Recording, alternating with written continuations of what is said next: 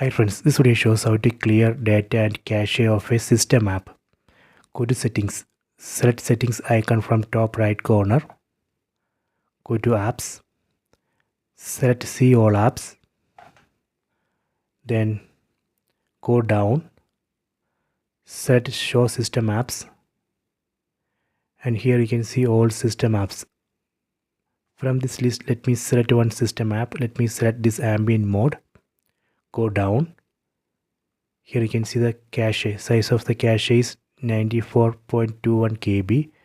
Size of the data is 3.53 MB. First I am going to clear this cache. Select clear cache, select OK. Done.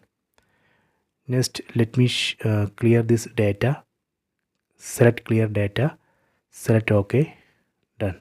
See, now it shows 0. Size of the cache is 0. Size of the data also 0.